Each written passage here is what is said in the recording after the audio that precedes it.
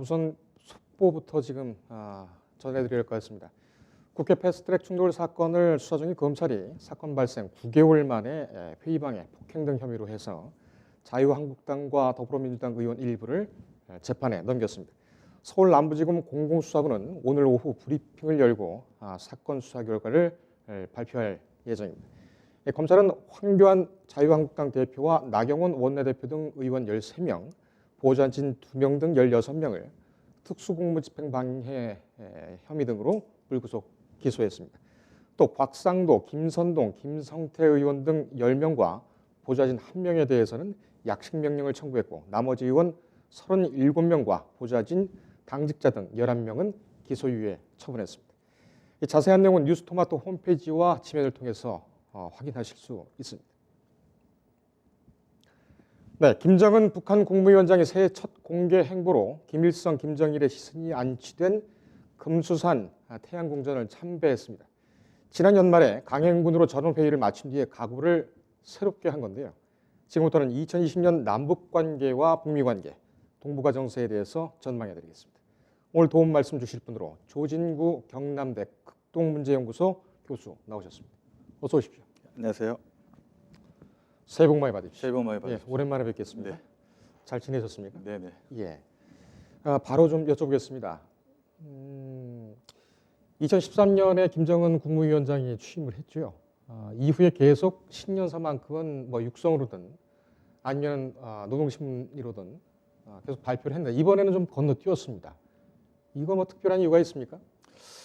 글쎄요. 그 가장 중요한 거는 이제 당 중앙위원회 전원회의를 개최하겠다고 몇 주 전부터 예고를 했단 말이에요. 예. 몇 주 전에 예고하는 것도 사실 전례가 없어요. 뭐 며칠 전에 예고하는 게 일반적이었는데 더군다나 이번에 이례적으로 4일간 열렸어요. 예. 그리고 뭐 이것도 예년 같으면 하루에 그칠 만한 것인데 그리고 그 내용이 또 방대하게 소개되다 보니까 그거를 다시 신년사에서 반복하는 건 별로 의미가 없다고 생각을 했던 것 같아요. 그렇군요. 예, 전반적으로 보면은 이번 그 당 중앙위원회 전원회의는 뭐 시기도 시기지만 거기 참가했던 인원이라든가 혹은 뭐 기간이라 할까요? 이런 측면에서 본다면 당대회 혹은 당 대표자 회의에 버금가는 그런 규모였다 하는 게 뭐 특이한 것 같고요. 예. 또 시기적으로 본다면 상당히 어려운 시기이기 때문에 뭐 일종의 북한의 입장에서 보면 비장함 엿볼 수 있었고 그럼에도 지금 북미 관계가 상당히 교착 상태에 빠져 있는데 북미 관계만 본다 하더라도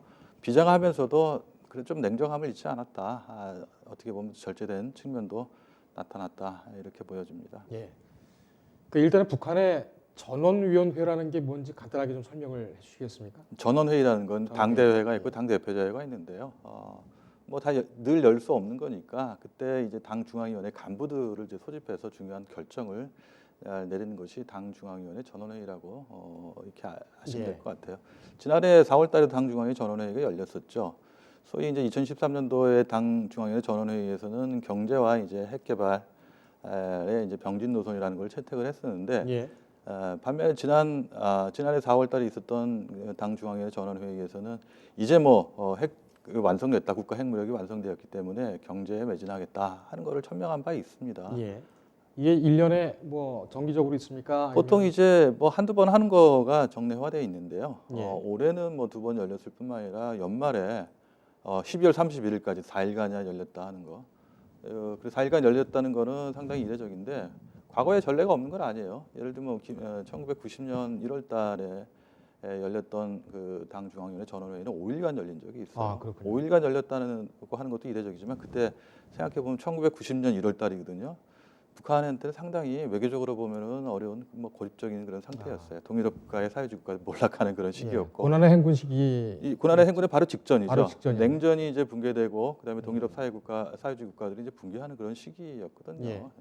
그게 버금가게 지금이 엄중한 사태라는 것을 북한 스스로가 김정은 위원장 스스로가 인식하고 있다 하는 이런 게 보여지지 않나 하는 생각이 듭니다. 알겠습니다. 가장 관심이 쏠리고 있는 것이 북미 관계에 대한 김정은 국무위원장의 생각입니다. 네. 조선중앙TV를 어제 보니까 가시적 성과와 복락만을 보고 미래의 안전을 포기할 수 없다고 김정은이 단언을 했다고. 네. 그다음 이제 세상은 곧 멀지 않아 조선민주주의 인민공화국이 보유하게 될 새로운 전략 무기를 목격하게 될 것이다라고 얘기를 했습니다. 네네. 많은 분석들이 나오고 있는데 조 교수님께서는 어떻게 분석하고 계십니까? 이 전략 무기가 뭘까요? 글쎄요, 뭐 새로운 전략 무기가 어떤 형태일 건지는 뭐 구체적으로 언급을 하지 않았을 뿐만 아니라 저희 뭐 추측할 수밖에 없는데 국가의 안전을 위해서 필수적이고 선결적인 게 전략 무기라고 이렇게 같은 내용이 포함되어 있긴 합니다. 예. 근데 아마 그 여기서 생각하는 다양한 뭐 이게 가능하겠지만 첫 번째로 생각할 수 있는 거는 이제 핵무기를 개발하다 보면은 탄두가 하나밖에 없는 게 있고 탄두가 여러 개 있는 게 있어요. 다탄두가 예. 있는데 혹시 뭐 북한이 다탄두를 개발하기 시작한 거 아닌가 하는 거를 뭐 예상할 수가 있고요. 또 10월 초에 이제 소위 말해 SLBM이라고 하죠. 네. 잠수함에서 이제 발사하는 탄도 미사일이 있는데 그때는 뭐 잠수함이 아니라 소위 이제 우리가 바지선이라고 하죠. 예. 수면 하에 이제 구조물을 만들어서 거기서 발사를 했거든요. 혹시 이런 무기를 장착할 수 있는 잠수함을 뭐 진수할 거 아니냐 이런 예측까지 있는데 예. 뭐 꼭 그렇게까지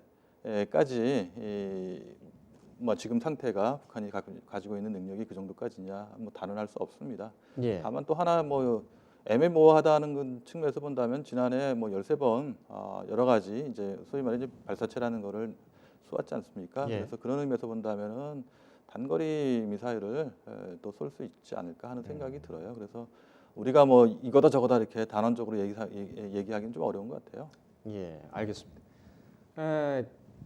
또 뭐 충격적 실제 행동으로 넘어가겠다. 아, 예. 그러니까 뭐 자신들이 당한 고통의 대가 이게 그러니까 앞에 맥락이 네, 미국이 우리 지금 소위 말해서 압살을 하려고 네. 제재를 계속하고 우리가 정해놓은 시한을 넘기면서 소위 말해서 계속 간을 보면서 우리를 질시키고 있다. 네. 이것이 이제 앞에서 김정은이 한 얘기고 그 뒤에 자신들이 당한 고통의 대가를 완전히 뭐 보상받기 위해 충격적 행동, 실제 행동으로 넘어갈 것이다. 이렇게 얘기를 했습니다. 예, 좀 북한의 말이 항상 좀 세요. 그렇기 때문에 욕도 막 하더라고요. 예, 뭐 네. 욕도 진짜 이거 들어보지도 못한 예. 그런 욕들도 많이 하는 욕설을 많이 하긴 하는데 이것도 사실 어떤 이제 행동을 할 건지는 예상하기가 어려워요. 다만 이제 앞서 말씀하신 것처럼 미국에 관한 언급이 좀 있어요, 상당히. 예. 뭐 한국에 대한 남북 관계에 대한 언급은 거의 없었는데 미국에 관한 언급이 많이 있어요. 그런 의미에서 본다면은 미국에 대해서 상당히 불신감, 불만이 많이 있다 하는 거예요. 앞서 말씀하신 것처럼 북미 대화를 위해서 북한은 나름대로 노력을 했는데 또 선제적으로 예를 들면은 아까 말씀드린 작년 4월 전원회의에서는 핵시험하지 않겠다. 네.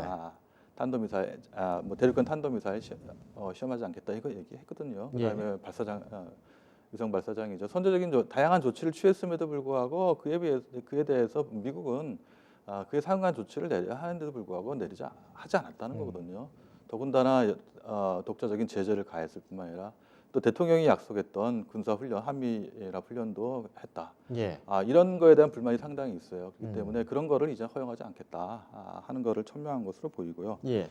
또 지난해 하노이 회담이 끝나고 이제 북한 측에서 얘기했던 게 인민경제생활에 필요한 여러 가지 이제 유엔의 제재가 있었는데 그걸 이제 해제를 요구했거든요. 근데 그거 이제 예. 하지 않겠다 하는 거거든요. 그만큼 이제 교착 상태에 빠진 북미 관계가 당분간 지속될 가능성이 있다 하는 거를 염두에 두고 그게 어떻게 잘 버텨나갈 것이냐. 인민들한테 진짜 우리 허리띠를 졸라매고 한번 나가 봅시다. 예. 같이 해봅시다. 이런 거를 보여주는 과정에서 나온 말이라고 생각이 돼요. 예. 그렇게 큰 의미는 두지 않고 계시다고 이해를 해도 될까요? 뭐 큰 의미를 지금 뭐 분석하기는 좀 이른 것 같고요. 예. 다만 이제 그렇게 뭐 파국적인 상황으로 북미 관계나 남북 관계를 파국적으로 몰고 갈 수 있는 그런 조치 행동을 하지 않기를 기대하고 있다고 이렇게 말씀드리고 싶어요. 알겠습니다. 그 조선중앙 TV 보도를 한 55분 정도 되는 분량인데 쭉 보면은 일단은 북미 대화가 계속 된다는 것을 전제로 하고 지금 얘기를 했습니다. 그 회의 결과 자체가 이제 그런 것 같던데 이렇게 뭐 북한도 그렇고 미국도 그렇고 대화를 계속 이어가겠다, 활로를 찾겠다. 근데 접점은 보이지가 않고 이러다가 많은 겁니까? 아니면은 이 각자 구체적으로 원하는 그 목표가 뭡니까? 뭐 둘 다 이제 놓여 처한 상황이 북미 모두 이제 다르죠. 일단 뭐 잘 아시다시피 북한의 김정은 위원장하고 우리 대통령 지난번 3번이나 만났지 예. 않습니까? 그때 나왔던 완전한 비핵화였어요. 또 북미 회담도 6월 10일 날 싱가포르에서 있었죠. 그다음에 예. 작년에 2월 달에 또 하노이에서 있었거든요. 뭐 두 번째 회담은 사실상 아무런 합의 없이 결렬됐지만 싱가포르 회담에서 나왔던 것도 역시 완전한 비핵화에 대해서 합의를 했어요. 예. 그렇기 때문에 완전한 비핵화를 국제사회에 약속했다고 해도 과언이 아닌데 예. 그 뒤에 싱가포르 그 정상회담 이후에 완전한 비핵화의 내용이 뭐냐, 그걸 어떻게 시기적으로 어떤 단계를 거쳐 할 것이냐를 둘러싸고 좀 접점을 못 찾았거든요. 예. 그럼에도 불구하고 북미 양측 모두 지금의 상황을 더 나쁘게 만드는 것은 바람직하지 않아요. 예. 미국 입장에서 본다면은 당장 트럼프 대통령은 뭐 뭐 재선을 해야 되는데 또 탄핵 위기도 국내적으로 보면 어려움에 직면해 있거든요. 예. 그런 의미에서 이제까지 자신의 최고의 외교적인 실적으로 과시했던 북미 관계가 파탄에 빠지는 것을 원하지 않거든요. 그렇기 때문에 그 실적을 수포로 돌아가는 그런 북미 관계를 원하지 않는 그런 것도 있고, 또 북한의 입장에서 본다면은 이제 내년이 아니죠. 올해 2020년이 돼버렸죠. 예. 2020년이 북한한테는 상당히 중요한 시기다. 소위 말해서 국가 경제를 뭐 발전시키기 위한 5개년 전략이라는 걸 내세웠는데 그게 마지막 해가 올해예요. 아, 그렇군요. 오랫동안 올해 어떤 성과를 낼 것이냐가 중요했는데 그 성과를 내는 데서 이제까지 부족하다는 게 이번 그 당 전원회의에서 7시간에 걸친 김정은 위원장의 연설을 통해서 다 드러났거든요. 예. 그렇기 때문에 중요한 거는 북미 관계가 더 나빠지지 않도록 관리하면서 또 이 제재나 소위 말해서 안전 보장의 문제도 북미 간의 대화가 잘 이루어져야 하는데 그 가능성이 그렇게 충분하지 않기 때문에 그런 상황에서는 역시 스스로 소위 이제 북한에서 말하는 자력갱생이죠. 예. 요새는 뭐 자력 번영이라든가 이런 얘기도 좀 사용하지만 그런 거를 통해서 우리 스스로가 해낼 수밖에 없다. 그러기 위해서는 북한 인민들을 어떻게 결속시킬 것이냐 하는 게 상당히 중요하기 때문에 더 북한의 입장에서도 북미 관계를 더 악화시키지 않는 가운데 내부 결속을 하면서 어떻게 경제적으로 발전을 시켜나갈 것이냐, 그런데 고민이 있을 거라고 생각이 들어요. 알겠습니다. 그 전원 회의에서 가장 뭐 많이 나왔던 단어가 뭐 정면 돌파라고 네. 합니다. 이 정면 돌파 역시 뭐 대외적인 정면 돌파 전략은 될 수가 있겠습니다만은 조선중앙 TV에서는 전당과 전체 인민들의 투쟁구, 네. 어떤 이 투쟁구로 채택을 했다 이렇게 네네네. 얘기됐죠. 네네. 정면 돌파의 대상이라는 것은 지금 말씀하신 그 뭐 대내적인 또 경제의 교착 상태라든지 이런 부분에 대해서 정면 돌파를 하겠다 이렇게 이해를 하면 될까요? 아마 지금 방점은 여전히 경제에 찍혀 있지 않나 하는 생각이 들어요. 예. 아까 말씀드린 대로 2018년 4월 전원회의에서는 이제 사회주의 경제 건설에 총력을 집중하겠다는 거였거든요. 그럼에도 불구하고 북미 관계가 교착되면서 이렇다 할 성과가 없었거든요. 네. 근데 이 북미 관계의 교착 상태가 장기화될 가능성이 있다. 그런 측면에서 경제를 어떻게 그럼 재건할 것이냐 하는 예. 게 가장 그 큰 문제였는데, 그런 의미에서 본다면 이번에 뭐랄까요? 정면 돌파전에서 기본적인 노선이 뭐 경제 노선이라고 천명을 했고, 또 그 주의 깊게 잘 읽어보면은 북한이 어려운 경제 상황에 직면했다는 걸 스스로 인정을 했어요. 예. 또 그 인정을 하고 또 왜 그랬냐 하는 것도 스스로가 또 원인을 분석을 했어요. 상당 부분 나오죠. 네네. 그래서 예를 들면 경제 부분의 대응이 기민하지 못하고 원만하지 못했다. 네, 자력갱생 구호만 있지 실제로는 없었다 이런 얘기를 하거든요. 예. 비판을 하고 또 이런 거에 기반해서 경제 토대를 재정비해야 된다. 또 잠재력을 발동시키기 위해서 뭐 다양한 이제 과제를 제시했거든요. 그런 의미에서 본다면은 여전히 북한의 노선은 경제에 집중돼 있다 하는 그런 게 읽혀져요. 또 2013년도하고 비교해 본다면 핵과 경제 병진 노선을 한 이후에 핵실험도 하고 미사일 발사를 여러 번 했잖아요. 예. 그때는 아직까지 핵이 완성되지 않았다고 판단을 했던 거예요. 그렇기 때문에 거기에 매진할 수밖에 없었던 거고, 예. 이제 국가 핵무력이 완성됐다고 했기 때문에 거기에 이제 매여 있을 필요가 없는 거죠. 그런 예. 의미에서 2014년도와 지금의 차이는 크다고 이렇게 분석이 가능할 것 같아요. 김 위원장이 그 정치 외교 군사 분야 정면 돌파 이 얘기를 하면서 네. 한반도 정세와 국제 상황을 또 언급을 했죠. 네. 그러면서 우리 힘을 필요한 만큼 키워서 우리 자신을 지키는 일이 바로 우리의 대미 정책적 입장이다. 이것은 내부에 그러니까 북한 내부에 어떤 선언을 해주는 것일까요? 어떻게 이걸 이해를 해야 될까요? 대내적인 게 좀 강하다고 생각이 돼요. 북한의 입장에서 본다면은 지금이 처한 상황의 근본적인 원인은 미국의 적대시 정책이라는 거거든요. 예. 근데 그게 변함이 없었고 호의적으로 지난 북미 대화를 통해서 정상회담 2번을 하고 선제적인 조치를 했음에도 불구하고 상한 조치를 안 했다. 오히려 트럼프가 북미 관계를 뭐 정치적으로 이용했다 하는 데는 불만이 상당히 커요. 예. 이제는 더 이상 그런 걸 허용하지 않겠다 하는 거거든요. 네.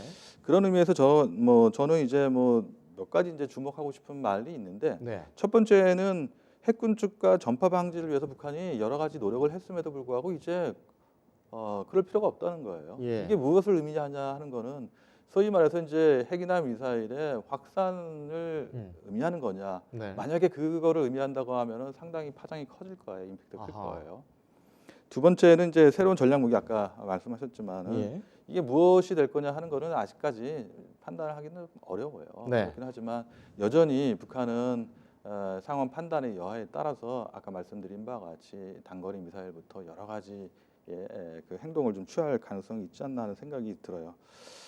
또 하나 제가 걱정스러운 거는 전략 무기 개발과 관련해서 앞으로 중단 없이 계속하겠다는 그런 말을 했어요. 예. 또 대국들이 보유한 이제 핵무기죠. 이제 북한이 보유하게 됐다. 음. 이것도 자랑스러운 일인데 거기에 덧붙여서 그 과정에서 과학기술의 인재부도가 양성이 됐다는 게 예, 있어요. 그 부분은 이게 저는 좀 하나 좀 걸리는 대목이기도 한데 음.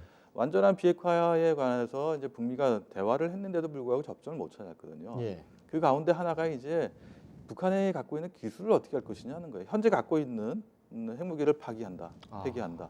앞으로 만들지 않겠다 하는 거는 가능한데 기술자들, 과학자들을 어떻게 할 것이냐는 그런 문제가 생길 수 있어요. 예. 그렇기 때문에 일단 다 폐기를 한다 하더라도 그 과학자, 기술자들이 그대로 잔존되어 있으면 언제든지 필요에 따라서 개발을 할 수 있다는 그런 게 우려가 됐었거든요. 예. 그런 의미에서 이렇게 얘기했다는 것도 아마 한쪽에서는 역시 지난해 얘기했던 미국의 새로운 셈법을 요구했던 것처럼 우리는 언제든지 할 수 있다는 걸 보여줌으로써 미국을 좀 압박하려고 하는 거 아닌가 하는 그런 생각이 들어서 좀 우려스럽긴 합니다. 알겠습니다.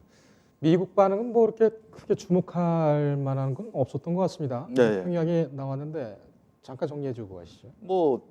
트럼프 대통령도 마찬가지고 폼페이오 장관도 한쪽에서는 역시 올해 이제 북한의 대미 전략이라는 건 강경하게 나면서 온건하게 아까 말씀드린 바와 같이 네. 완전히 북미 간의 대화를 막아둔 건 아니에요. 지난해 우리 크리스마스 선물 이런 얘기 많이 했었잖아요. 예. 근데 아무런 게 없었어요. 연말 시한 일방적으로 북한이 설정했던 시한이 지났음에도 불구하고 아무런 게 없어요. 그럼에도 불구하고 아까 말씀드린 것처럼 북한도 파국적인 그런 북미 관계를 원하지 않아요. 네. 미국도 마찬가지였기 때문에 역시 이 트럼프 대통령한테는 재선을 위해서 북미 관계를 어떻게 잘 관리할 것이냐 하는 게 중요하고 예. 혹시 이게 또 국내적으로 본다면은 민주당의 후보가 누가 될지 모르겠습니다만 비판의 대상이 되면 곤란하거든요. 예. 그렇기 때문에 역시 한쪽에서는 좀 다독거리면서 또 한쪽에서는 만약에 우리가 원하는 것을 하지 않을 경우에는 강경하게 대응할 수 있다는 것을 북한에 보여주는 거. 이건 북한에 대해서도 견제적인 측면이 있지만 대내적인 측면에서 민주당의 후보를 향해서 얘기하는 예. 거라고 할 수가 있지 않나 그런 생각이 들어요. 알겠습니다. 전원회의 논의 내용 중에 경제 분야 상당히 많은 비중을 차지를 했고 네네. 시간이 좀 없습니다만 좀 네. 짚고 넘어가겠습니다. 네. 김정은 위원장이 그 국가경제사업체계 중액인 내각 책임제, 내각 중심제 이런 얘기를 했습니다. 네네. 이게 지금 그러니까는 일반적으로 헌법상, 그러니까는 국가조직법상의 내각 책임제와 내각 중심제가 아니라 이거 책임을 묻겠다라는 걸로 이해를 해야 될까요? 책임을 묻는다기보다 책임을 물었다면은 이제 그 마지막에 발표를 할 때 인사가 있었지 않습니까? 총리부터 해가지고 이제 교체가 이루어졌는데 총리는 교체가 되지 않았어요. 네. 그러니까 말하자면은 이제 중국과 같은 이제 사회주의 국가에서 나타나는 것처럼 당 중심, 당 위의 국가 체제가 북한이라는 걸 다시 한번 보여주는 것이고 예. 그런 의미에서 내각에 대한 비판도 많이 있거든요. 내각이 책임을 갖고 해야 되는데 그래서 하지 못했다는 예. 거예요. 그렇기 때문에 앞으로 그 내각이 뭐랄까요, 통일적인 지도 혹은 지휘를 할 수 있도록 보장하겠다. 예. 근데 결국은 당이 결정한 정책을 결정하면은 내각이라는 건 실행하는 데 지나지 않아요. 예. 그런 의미에서 보면은 우리가 쉽게 이해할 수 있는 건 중국이라고 해요. 중국 공산당이 결정하면은 국무원은 이제 실행에 옮기는 거기 때문에 그럼에도 불구하고 내각에 대해서 조금 더 권한을 부여할 테니까 잘해봐라. 과거처럼 타성해졌고 예. 그런 거는 해서는 안 된다 하는 거를 실질적으로 보여줬다고 생각이 돼요. 예, 알겠습니다. 김 위원장 발언이 지난 시기에 과도적이며 임시적인 사업 방식을 계속 답습할 필요는 없다. 네네. 혁명적 사상과 정신은 시대를 앞서 나가야 하지만 경제 사업은 현실에 발을 든든히 붙여야 된다. 본인의 색깔을 분명하게 드러내면서 네네. 과거와는 좀 거리를 두겠다라는 사인을 계속 주고 있습니다. 지금 시간이 별로 없는데 두 가지를 좀 한꺼번에 여쭤야 될 것 같습니다. 네. 올해 북미 관계, 나아가서는 동북아 정세, 이것에 대해서는 어떻게 관측을 하시고 우리 정부는 어떻게 움직여야 되겠습니까? 우리 정부는 상당히 어려운 상황에 직면해 있는 것 같아요. 이게 뭐 운전자론에서부터 중재자 여러 가지 다양한 표현을 해봤습니다만 예. 우리 입지가 점점 좁은 것 같아요. 북한이 이번에는 남북관계 한국에 대한 언급이 전혀 없었어요. 네. 오히려 뭐 없었을 뿐만 아니라 조금 부정적인 그런 표현도 있었어요. 미국이 추정하는 적대 세력에 대해서 심대한 타격을 가하겠다. 이게 예. 누구를 의미하는 건지 모르겠습니다만 아마 한국도 염두에 두고 있을 가능성이 높다. 그런 의미에서 본다면 남북관계 올해 상당히 어려워질 것 같고요. 예. 또 미국의 대선이 있을 뿐만 아니라 미중 관계 지금 상당히 또 어렵지 않습니까?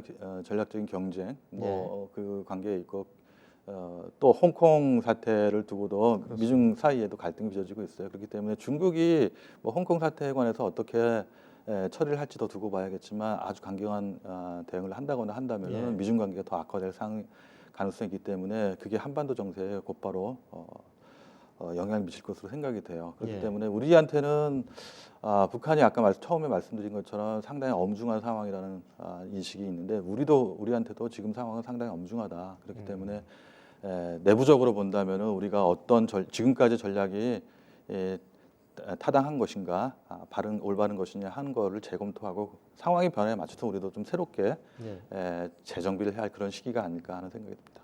알겠습니다. 좀 잘 풀려야 될 텐데요. 2020년이면 지난해는 너무 좀 답답한 상황이 계속 유지가 돼서 네, 좀 활로를 찾는 그런 해가 됐으면 합니다. 오늘 여기까지 듣겠습니다. 고맙습니다. 감사합니다. 예, 한국과 미국, 일본, 북한까지 극동아시아, 동북아시아에 대한 연구가 아주 깊은 경남대 극동연구소의 조진구 교수와 함께했습니다. 인터넷에 떠돌아다니는 수많은 뉴스 기사. 아직도 포털에서 일일이 검색하세요? 이제 뉴스통에서 터치 한 번으로 손쉽게 확인하세요. 최근 내가 구독한 기사를 분석해 오늘의 기사를 추천하는 개인 맞춤형 AI 뉴스. 나만의 공간인 뉴스북에서 콘텐츠를 편집하고 이용자와도 활발한 소통이 가능합니다. 사진과 영상 자유롭게 이동하고 언론사 기자들이 실시간으로 업로드하는 동영상도 확인해보세요. 더 풍성하고 새로워진 뉴스통. 지금 바로 만나보세요.